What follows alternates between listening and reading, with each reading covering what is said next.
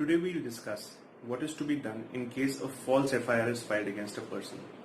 Filing of an FIR is a very serious step in criminal law because it is one of those steps which sets the criminal law in motion, which may at a later stage hinder personal liberty of a person against whom the FIR has been filed.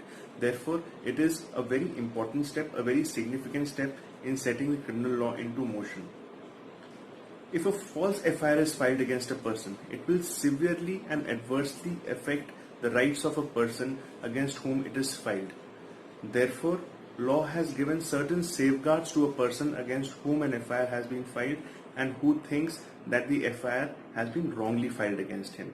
The first and foremost thing that you need to do when a false FIR is filed against you is to take steps to protect your liberty. And how will you protect your personal liberty? You will protect your personal liberty by applying for bail. So once you apply for bail, that application will be finally heard after a certain point of time. But immediately on filing of bail, when your matter is first listed, you will pray to court for being protected till the time that application for bail is finally decided. This is called interim protection. When the court grants you interim protection, it passes a direction that till the application for bail is finally decided, no coercive or precipitative steps would be taken against you, which means that till the application for bail is finally decided, the police cannot arrest you. So therefore, once you are protected by an order of the court, you go to the police station with all documents in your support, all documents which go to show that the FIR that has been filed by the complainant or informant against you is a false FIR. So let's say, for instance, someone has made an allegation of assault against you. What are the documents that you will need to carry? You will carry things like photographs or CCTV footage showing that you were not present at the place where the alleged assault is told to have taken place. So you will take photographs like you were present at your friend's place and not at the place where the informant or the complainant is alleging that the assault had taken place. So something of this sort, or probably if a person is alleging that you owe money to him and that you've not repaid him the money and he's alleging that you've committed fraud or cheating on him, you will take documents which show that you've already paid the money to him that you owed to him, or probably you didn't owe him any money in the first place. So all documents which show that you are innocent have to be taken to the police at the time of you visiting the police station to give your version of the story against the false FIR that has been filed. So once you do this, the police will either accept your version or will not accept your version. If the police accepts your version, the police may initiate a criminal case against the informant or the complainant who had filed the false FIR. But more often than not, this is not the case.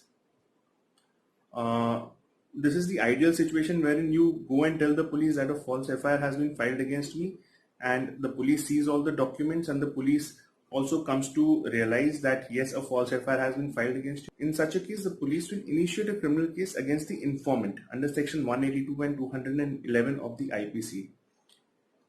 But if the police is not convinced that the FIR that has been filed against you is a false FIR, the police will start its investigation and it will proceed towards filing of a charge sheet. So when the police does that, what you need to do is you will immediately need to go before the High Court, and this is the third step. In the third step, you immediately go before the High Court and file an application for quashing of the FIR. This petition for quashing of an FIR is filed under section 482 of the CRPC, the Criminal Procedure Code. So when the High Court on the first date of hearing hears your petition for quashing, what the High Court generally does is it protects you from any coercive steps that the police may take. So here again you are protected by the order of the High Court from any steps which may be taken by the police, like probably if the police goes and takes an arrest warrant against you, you will be protected from that warrant of arrest by this order of the High Court, which the High Court would have passed on the first date of hearing of that quashing petition. This is again an interim order. It is an interim protection granted to you till the time the High Court hears your quashing petition under Section 482 of the CRPC. And when the hearing of the quashing petition takes, when the arguments are finally heard, if the High Court, based on materials that you have furnished, comes to a conclusion that there was a grave miscarriage of justice or there was an abuse of process of law by the complainant or the informant, the High Court will quash the FIR.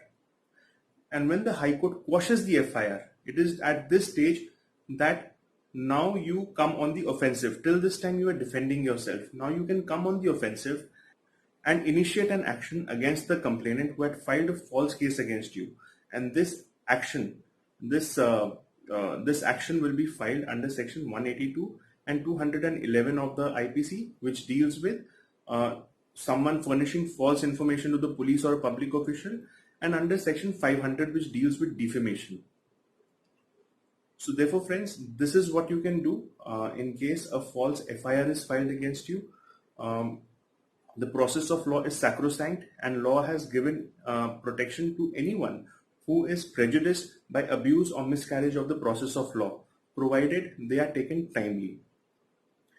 Filing of an FIR is everyone's right, but filing of a false FIR is a punishable offense, and the court takes a very serious view of it.